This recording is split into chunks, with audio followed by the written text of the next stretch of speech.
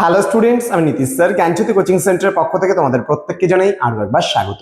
তো আজকে আমি তোমাদের সঙ্গে আলোচনা করব উচ্চ মাধ্যমিক তৃতীয় সেমিস্টারের যে সমস্ত ছাত্রছাত্রীরা বিভিন্ন স্কুলগুলোতে পড়াশোনা করছো তাদের জন্য কিন্তু আজকে এই ক্লাসটি ভীষণ গুরুত্বপূর্ণ। তোমরা জানো তোমাদের সঙ্গে আমরা উচ্চ মাধ্যমিক রাষ্ট্রবিজ্ঞান যে তৃতীয় সেমিস্টারের দ্বিতীয় অধ্যায়টি রয়েছে আন্তর্জাতিক সংগঠন ও তার প্রতিষ্ঠানগুলো, সেখান থেকে আজকে আমরা ডে 9 ক্লাসে চলে এসেছি। আমরা ধারাবাহিকভাবে যে ক্লাসগুলো করছিলাম আর 3টে মাত্র ক্লাস আমাদের বাকি থেকে যাচ্ছে। যারা প্রথম থেকে ক্লাসগুলো করেছো তারা তো বুঝেই গেছো যে ক্লাসগুলো কেমন হচ্ছে, কতটা প্রয়োজনীয় তোমাদের। কিন্তু যারা এখনো পর্যন্ত আমাদের আগের 8টা পার্ট বা 8 ডের ক্লাস দেখোনি, তারা আগের পূর্ববর্তী 8 দিনের ক্লাস কিন্তু অবশ্যই দেখে নেবে। ধারাবাহিকভাবে প্রতিটা অধ্যায়ের ক্লাস কিন্তু আমাদের আসতে চলেছে। ক্লিয়ার? চলো শুরু করছি আজকের ক্লাসটি। আজকে ডে 9 এর ক্লাস, যেখানে আমরা আলোচনা করব ইউনিসেফ UNICEF এর প্রতিষ্ঠা এবং তার সাধারণ তথ্যের ব্যাপারে আমরা ডিটেলসে আলোচনা করব আজকের এই ক্লাসটিতে। ওকে, দেখো প্রথমত আমরা যদি এর জন্ম এবং পটভূমির কথা বলি, যে ইউনিসেফ এটা কিন্তু 1946-এ কিন্তু এটা উদ্ভব হয়েছিল। এবার এর জরুরি সহায়তা তহবিল সম্পর্কে আমরা একটু জেনে নেব, কেন এটা গঠন করা হয়েছিল, কেন এটা গঠিত হয়েছিল সেই সম্পর্কে। কি বলছে, দ্বিতীয় বিশ্বযুদ্ধ পরবর্তী যুদ্ধ বিধ্বস্ত দেশগুলিতে শিশুদের জরুরি খাদ্য ও স্বাস্থ্য সেবা প্রদানের লক্ষ্যে 1946 খ্রিস্টাব্দের 11ই ডিসেম্বর এই সংস্থাটি গঠিত হয়েছিল, UNICEF। ঠিক আছে, প্রথমত আমি একটু কথাটা ভালো করে বুঝিয়ে দিই। 1914 প্রথম বিশ্বযুদ্ধ বা ফার্স্ট ওয়ার্ল্ড ওয়ার হয়েছিল এবং 1919-এ যার আনুষ্ঠানিক পরিসমাপ্তি ঘোষণা হয়েছিল। প্রথম বিশ্বযুদ্ধ শেষ হওয়ার পরে লিগ অফ নেশনস বা জাতিসংঘ কিন্তু প্রতিষ্ঠিত হয়েছিল। তো মানুষের চিন্তা ভাবনা কি ছিল? বিশ্বের প্রতিটা দেশ ভেবেছিল যে প্রথম বিশ্বযুদ্ধ তো হয়ে গেল, লিগ অফ নেশনস প্রতিষ্ঠিত হলো, তার মানে বিশ্বে এখন শান্তি অবশ্যই ফিরে আসবে। কিন্তু শান্তি কিন্তু ফিরে আসেনি। লিগ অফ নেশনস প্রতিষ্ঠিত হওয়ার পরেও কিন্তু পৃথিবী জুড়ে শান্তি ফিরে আসেনি, বরং নতুন করে আবার এক অশান্তির বাতাবরণ কিন্তু সৃষ্টি হয়েছিল। যার ফলস্বরূপ 20 বছরের মধ্যে 1939-এ শুরু হয়েছিল দ্বিতীয় বিশ্বযুদ্ধ এবং যেটা চলেছিল 1945 পর্যন্ত। এবং তারপরে গঠিত হয়েছিল ইউএনও, ইউনাইটেড নেশনস অর্গানাইজেশনস বা সম্মিলিত জাতিপুঞ্জ বলছি, যেই বিষয় সম্পর্কে এবং তার সংস্থাগুলো সম্পর্কে কিন্তু আমাদের এই চ্যাপ্টারের মূল আলোচনার বিষয়। এবং এই যুদ্ধ বিধ্বস্ত মানে পরপর দুটো যুদ্ধ হয়ে গেছে। এবার দুটো যুদ্ধ হয়ে যাওয়ার পরে পৃথিবীর বিভিন্ন দেশগুলোতে কিন্তু এর প্রভাবটা কিন্তু পড়েছিল, এই যুদ্ধের প্রভাবটা। তাহলে এই যুদ্ধ বিধ্বস্ত যে দেশগুলি রয়েছে সেই দেশগুলির শিশু যারা রয়েছে সেই বাচ্চাদের জরুরি খাবার এবং তারা যেন স্বাস্থ্য সেবাটা ভালো মতো পায়। কারণ আমরা দেখেছিলাম জাপানের হিরোশিমা এবং নাগাসাকিতে লিটল বয় এবং ফ্যাটম্যান নামক দুটো পারমাণবিক বোমা কিন্তু সেখানে ফেলা হয়েছিল এবং সেখানে শিশুদের স্বাস্থ্য আজও কিন্তু খুবই শোচনীয়।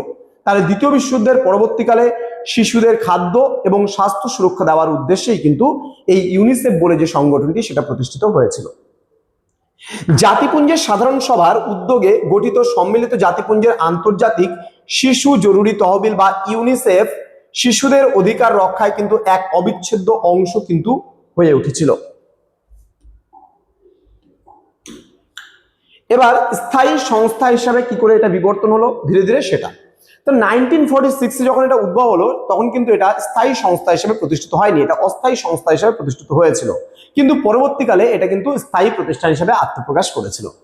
কি বলছে, 1953 সালে রূপান্তরের কথা বলেছে।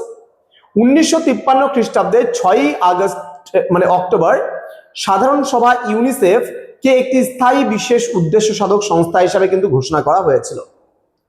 এবার নামের বিবর্তন, স্থায়ী হওয়ার পর নাম পরিবর্তন করে ইউনাইটেড নেশনস চিলড্রেন্স ফান্ড কিন্তু রাখা হলেও বিশ্বব্যাপী কিন্তু এটার পরিচিতি ইউনিসেফ নামেই কিন্তু পরিচিতি পায়। এবং এর সদর দপ্তর যদি আমরা বলি কোথায়, খুব ইম্পর্টেন্ট, ইউনিসেফের সদর দপ্তর হচ্ছে নিউ ইয়র্ক শহরে, মার্কিন যুক্তরাষ্ট্রে বা আমেরিকার বা ইউএসএও তোমরা বলতে পারো। ক্লিয়ার? ওকে, এবারে সাংগঠনিক কাঠামোটা সম্পর্কে আমরা একটু জেনে নেব। কি বলেছে দেখো, কার্যনির্বাহী পর্ষদ। ক্লিয়ার? ইউনিসেফের প্রধান সিদ্ধান্ত গ্রহণকারী সংস্থা। তাহলে ইউনিসেফের প্রধান সিদ্ধান্ত গ্রহণকারী সংস্থা, এটি 36 জন আঞ্চলিক সদস্য নিয়ে কিন্তু এটা গঠিত হয়েছিল এবং সদস্যরা অর্থনৈতিক ও সামাজিক পরিষদ দ্বারা কিন্তু 3 বছরের জন্য এদের যারা মেম্বার আছে তারা কিন্তু নির্বাচিত হয়। এবার কার্যনির্বাহী পরিচালক বলছে ইউনিসেফের সর্বোচ্চ পদস্থ কর্মকর্তা তাকে সম্মিলিত জাতিপুঞ্জের মহাসচিব সরাসরি নিয়োগ করেন, তিনি সংস্থাটির দৈনন্দিন পরিচালনা কিন্তু তদারকি করে কিন্তু থাকেন। ক্লিয়ার? ওকে, এবার নেতৃত্বের পরিচিতি সম্পর্কে আমরা একটু জেনে নেব যে ইউনিসেফের নেতৃত্বে কারা রয়েছেন। তো বলছে ক্যাথারিন রাসেল ইউনিসেফের বর্তমান এবং 8ম কার্যনির্বাহী পরিচালক তিনি ছিলেন। তিনি 2022 সালের ফেব্রুয়ারি মাসে কিন্তু দায়িত্ব গ্রহণ করেন। বিশ্বজুড়ে শিশুদের শিক্ষা, সুরক্ষা এবং জলবায়ু সংকটের বিরুদ্ধে লড়াইয়ে কিন্তু তার নেতৃত্ব সংস্থাটিকে এক নতুন উচ্চতায় নিয়ে গেছে। তাহলে 2022 ফেব্রুয়ারি মাসে যদি জয়েন করার কথা, তাহলে 2022 থেকে 2023 পর্যন্ত একটা টার্ম চলে গেল 1 বছর, 24 পর্যন্ত 25 পর্যন্ত একটা টার্ম চলে গেল, তার মানে 2026-এ কিন্তু পরিবর্তন হয়ে যাওয়ার কথা। সময়ের অনুক্রমে এগুলো কিন্তু একটু জেনে নিতে হবে তোমাকে। ক্লিয়ার? ওকে, নেক্সট কি বলেছে বিশ্বব্যাপী এর উপস্থিতি যদি দেখি আমরা 32টি জাতীয় কমিটি রয়েছে, 7টি আঞ্চলিক কার্যালয় রয়েছে এবং 190+ দেশ কিন্তু এর সঙ্গে যুক্ত। প্রথমে চলে আসি 32টা জাতীয় কমিটির মধ্যে কি রয়েছে, তহবিল সংগ্রহ ও শিশুদের অধিকার প্রসারে বিশ্বের বিভিন্ন দেশে কিন্তু এটা কাজ করে থাকে। 7টি আঞ্চলিক কার্যালয় কোথায় কোথায় রয়েছে, ব্যাংককে রয়েছে, নাইরোবিতে রয়েছে, জেনেভাতে রয়েছে, পানামা সিটিতে রয়েছে, আমানে রয়েছে, কাঠমান্ডুতে রয়েছে এবং ঢাকারে কিন্তু রয়েছে। এবং 190টি দেশেরও বেশি এবং আঞ্চলিক যারা সদস্য রয়েছে দেশগুলো তারা কিন্তু এই ইউনিসেফের দ্বারা কিন্তু পরিচালিত হয়ে থাকে। ইউনিসেফের প্রধান 5টি মূল্যবোধ কি কি? ইউনিসেফ শিশুদের যত্ন করে, কেয়ার নেয়, স্বাস্থ্যের এবং খাদ্যের, সম্মান প্রদর্শন করছে, অখণ্ডতা বজায় রাখতে সাহায্য করে, বিশ্বাস এবং জবাবদিহিতা। এই মূল্যবোধগুলি ইউনিসেফের প্রত্যেক কর্মী এবং অংশীদারদের কিন্তু কাজের মূল ভিত্তি, যে তারা প্রত্যেকটা কাজের যত্ন নেয়, প্রত্যেকটা কাজকে তারা সম্মান করেন, অখণ্ডতা বজায় রাখেন, বিশ্বাস অনুযায়ী কাজ করেন এবং জবাবদিহিতা করতেও কিন্তু তারা বাধ্য। ইউনিসেফের মূল কাজের মধ্যে কি রয়েছে, কি কি কাজ ইউনিসেফ করে থাকে? প্রথমে বলছে শিশু অধিকার সনদ, যেটাকে আমরা সিআরসি বলছি, শিশুদের বেঁচে থাকা এবং বিকাশের অধিকার সুরক্ষা প্রদান করা। স্বাস্থ্য এবং যে টিকাগুলো আমরা পাই জন্মের পর থেকে সেগুলো কিন্তু এই ইউনিসেফের দ্বারাই। পোলিও থেকে শুরু করে হাম এবং নিউমোনিয়া প্রতিরোধে কিন্তু এই ইউনিসেফ কিন্তু কাজ করে থাকে। এবং আমরা যেন নিরাপদ জল পান করতে পারি, বিশুদ্ধ পানীয় জল এবং স্যানিটেশন এর ব্যবস্থার উন্নতি সাধন করা কিন্তু ইউনিসেফের মূল কাজ। এছাড়া নারী শিক্ষা, কন্যা শিশুদের শিক্ষার প্রসার ও লিঙ্গ বৈষম্য দূরীকরণটা কিন্তু করাও কিন্তু এই ইউনিসেফের মূল কাজের মধ্যে পড়ছে। এবার জরুরি মানবিক সহায়তার কথা যদি বলি, দুর্যোগ ও সংঘাত মোকাবিলায় কিন্তু ইউনিসেফ কাজ করে থাকে। যেমন প্রাকৃতিক দুর্যোগ বা সংঘাতপূর্ণ পরিস্থিতিতে ক্ষতিগ্রস্ত শিশু এবং তার পরিবারকে ইউনিসেফ কিন্তু দ্রুত সহায়তা প্রদান করে থাকে। এছাড়া জীবন রক্ষাকারী ওষুধ এবং ভ্যাকসিনও প্রদান করে থাকে, পুষ্টিকর খাদ্যও কিন্তু সরবরাহ করে থাকে। জরুরি আশ্রয় এবং সুরক্ষা প্রদানেও কিন্তু ইউনিসেফ বর্তমান দিনে কিন্তু যথেষ্ট গুরুত্বপূর্ণ ভূমিকা পালন করে চলছে। এবার সাফল্য এবং আন্তর্জাতিক স্বীকৃতির কথা যদি বলি, ইউনিসেফ 1965-এ নোবেল পুরস্কার পেয়েছিল।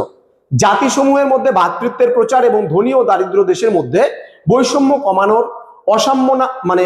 অসামান্য অবদানের জন্য কিন্তু ইউনিসেফকে 1965 সালে নোবেল শান্তি পুরস্কারে কিন্তু ভূষিত করা হয়। এবং সীমাবদ্ধতার কথা যদি বলি, এই সংস্থাটি তহবিলের জন্য মূলত সরকারি ও বেসরকারি অনুদানের উপর কিন্তু নির্ভরশীল এবং এটি একটি বৃহৎ আমলাতান্ত্রিক সংস্থা। তাহলে সীমাবদ্ধ কি, এটা সরকার যদি এখানে দেয় বা বেসরকারি সংস্থাগুলো যদি অনুদান দেয় তবেই কিন্তু এই ইউনিসেফ চলবে। ক্লিয়ার? ওকে, তো এই ছিল আজকের ক্লাস। স্টুডেন্টস, তোমরা যারা উচ্চ মাধ্যমিকের ছাত্রছাত্রীরা রয়েছে, তোমরা যারা এখনো আমাদের এই চ্যানেলগুলোকে সাবস্ক্রাইব করোনি তারা অবশ্যই আমাদের স্কুল স্টাডি চ্যানেলটিকে সাবস্ক্রাইব করে পাশে থাকা বেল আইকন অল প্রেস করে দেবে, যাতে নেক্সট টাইম থেকে কোনো ভিডিও আপলোড করলে তার নোটিফিকেশনটা তুমি পেতে পারো। এছাড়া যারা ভাবছো সরাসরি আমার কাছে অনলাইনে রাষ্ট্রবিজ্ঞান বিষয়টি পড়তে চাও তারা অবশ্যই যোগাযোগ করবে আমাদের অফিসিয়াল নাম্বার 6295916282 এবং 7076398606। খালি বই থেকে কিছু এমসিকিউ পড়ে নিলেই কিন্তু তোমার রেজাল্ট ভালো হবে না, পড়তে হবে বইয়ের প্রতিটা লাইন খুঁটে খুঁটে। আর সেইভাবে করে প্রিপারেশন কিন্তু আমরা তোমাদের করিয়ে দিচ্ছি উচ্চ মাধ্যমিকের জন্য। যেহেতু এমসিকিউ 40 নম্বরের পরীক্ষা হবে থার্ড সেমিস্টার, আমাদের মূল টার্গেট হচ্ছে 40-এ 40 তোমাকে পাইয়ে দেওয়ার ব্যবস্থা করা। এরপরে যখন এমসিকিউ এর ক্লাসগুলো আসবে তখন দেখতে পারবে যে এই যে ক্লাসগুলো যারা করছো প্রতিনিয়ত তাদের কতটা উন্নতি হচ্ছে। তো স্টুডেন্ট, দেখা হবে খুব তাড়াতাড়ি আরো একটা নতুন ক্লাস নিয়ে। তোমরা আমাদের নাম্বারে যোগাযোগ করে আমাদের সেন্টারে অ্যাডমিশনটা করে নিতে পারো। Thank you so much, thanks for watching after all, thank you.